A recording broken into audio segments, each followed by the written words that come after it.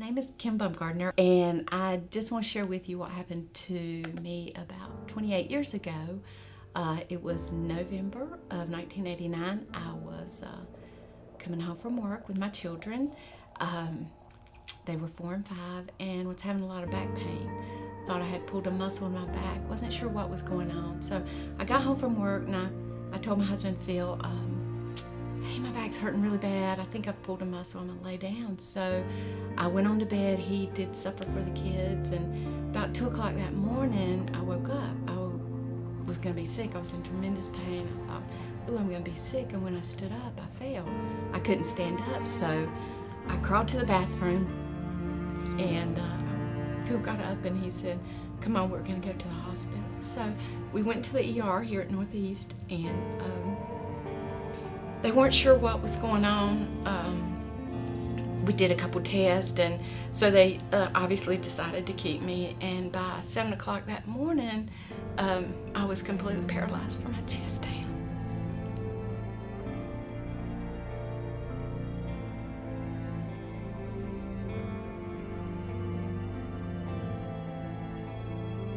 So here I was, 26 years old, looking at doing my life in a wheelchair. I had 2 children. I had an amazing husband, but wow, we had a new normal.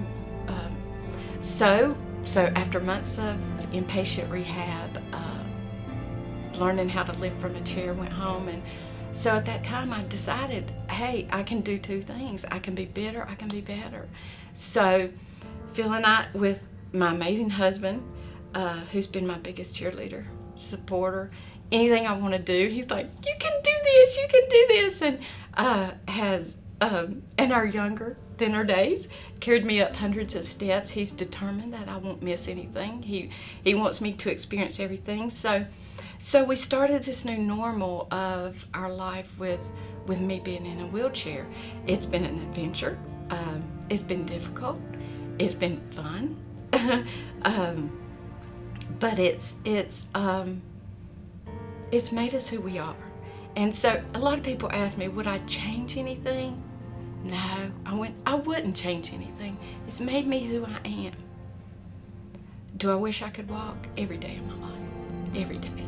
So in all our adventures and trips and raising kids, the one thing is accessibility is really difficult. A lot of things say they're accessible, but they're not. But just think about going to the beach. You go to the beach and you go on the sand. Well, for me, it's not that easy. Usually Phil has to carry me, or as we say, drag me through the sand backwards. But it's that freedom that I don't have that I probably miss most of all.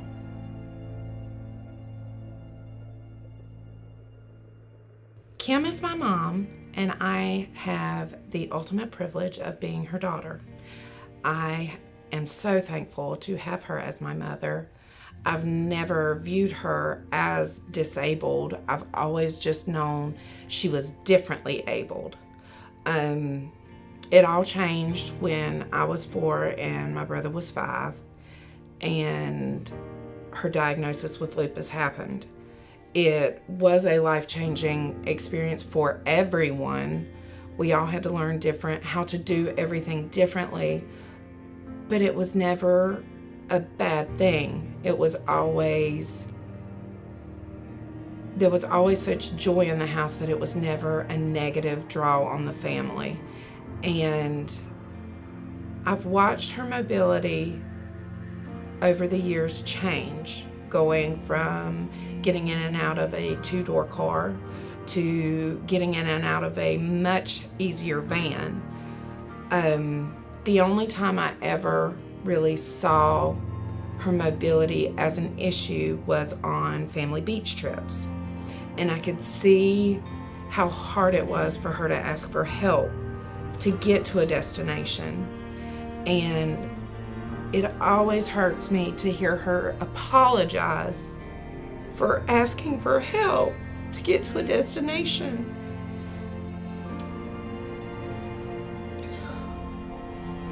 It was never any trouble, and I can't tell you how happy I am to be her daughter.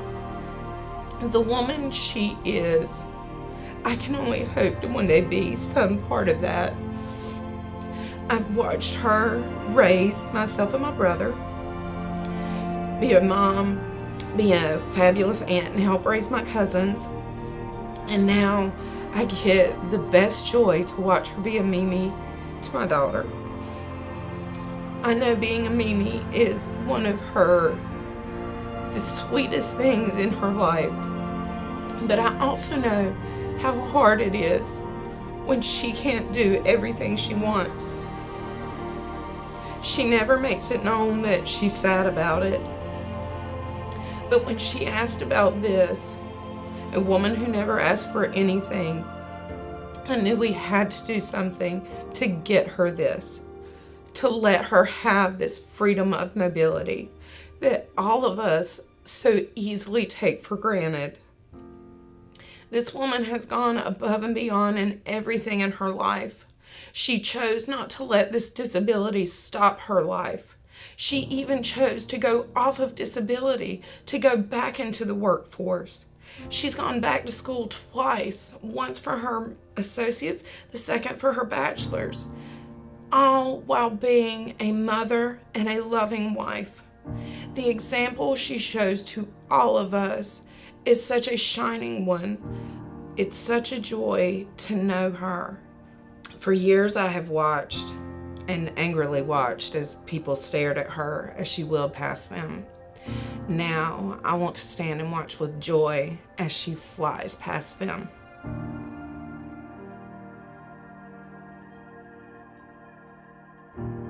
Yoga will help her to have a better mobility, to get around, to be able to go places where she currently can't. I think probably for me, what I hear from Kim is that she will have the opportunity to spend time, real quality time with her granddaughter that she's limited to right now. Things that, we take for granted, but, somebody who's in a chair doesn't have that opportunity all the time. And so we just want to see that happens for her. And I'll tell you a little bit about Kim.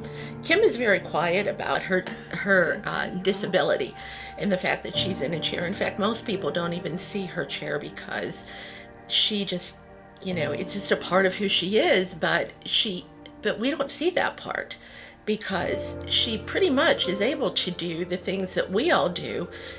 In fact, I'll share a little story with you about one day in our office. I was having some problems with my computer and the tower was down on the floor under my desk, and I was having a hard time reaching what I needed to get to. And she rolled up behind me and said, "Nita, can you just get out of there?" And Kim got off of her chair, got down under my desk and fixed my computer. It was at that moment when I realized that Kim was an anomaly. She was somebody who never let her disability get in her way of what she does. And I marveled at that. And she has been a hero of mine ever since. We have a lot of fun together here at Crossroads, working together, and she keeps life real happy. We laugh all the time, and it's just a blessing because we just don't let the sadness creep into our days. And when it does, we'll stop and we'll talk about it and we'll pray, and then we move on from it. And that's the kind of person that Kim is. And why, for some people, they would think, well, why now? Why the difference whenever she's been able to survive this long in a regular chair? Well, it's because there is new technology, and it's something that she's been watching for the past 2 years. And even up until this year, we weren't even aware of that she was even considering something like this.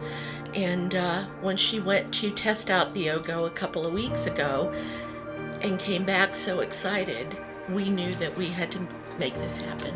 We had to get this for her. Last year here at Crossroads, our staff did a real fun thing where we encouraged each other, and everybody had to take the whole staff in 1 week and find some way to encourage them. And so I did mine with words, because that's where my heart is and that's where I speak the best. Not necessarily this way, but when I write things. So I wrote something to Kim, and I found a quote that said, "Adult butterflies have large, often brightly colored wings and conspicuous, fluttering flight. And when I read that, I thought about Kim, because we tease all the time about butterflies, because we both can, in a very instant, in the middle of a conversation, forget what we were saying and then move on to the next thing. No, never. Mm-mm. And we just laugh about it because that's how our life is, but we understand each other really well. So when I read this, I thought that it described her so well. And some of the things about that beautiful butterfly is that it's very colorful. And some of the ways that I can tell you about the color that is portrayed in her being is that she's very dedicated to her family, her friends, her co-workers, everything that she does in life. She is one of the most loving people that I know. She's also the kind of person who jumps in first whenever there's a need. She looks for a way to help resolve somebody else's problems. She's full of laughter, and again, I've said it before, but when you walk down the halls of our office, you'll hear that laughter. That's the part that is conspicuous about her. Her laughter is the thing that I think best talks about her spirit, wouldn't you say? Yes. Yeah. One of the things. Yeah, she's full of joy. She's full of faith. She's got a determination unlike anybody that I know. And she's kind. And she's a perfectly beautiful butterfly. Well, the one thing I always think about is you never hear her complain. Ever. Never, not one time. I mean, we complain if we have, like I walk down the hall and I'm like, oh, my hip's hurting. Well, you know, not only does Kim not walk the way we walk, but there's other things that she has, but you would never know that, you know, because she just never complains. She might say, oh, foot's swollen. That's about the extent of it. You know, and that's why this was so very important for us to do this for our friend that we do love, because if anybody deserves the go, I keep wanting to say the oh no. I feel like it's Kim Bumgardner, you know, and I think it's important that all the people, you know, that are in the room know that if you worked with Kim one day, you would see a selfless person that will, like, constantly, we're moving things around here, and she takes herself and she moves and never uses her disability as an excuse to do anything ever. And you know, I've dreamed about Kim walking several times, and I do believe that one day she will walk again, and hopefully it's here on this earth. But until then, we would like to help her raise the money to be able to purchase one of these OGOs, because like Anita said, it is a life changer for her. And so that's our goal today, that people would participate and that they would help her be able to raise the funds to have this piece of equipment that someone has created. And I feel like that God gave him that creation for people just like Kim Bumgardner. So I'm the bookkeeper here at the church, and I work with money every day, and I know how money can appear miraculously, because we see that each week here at Crossroads.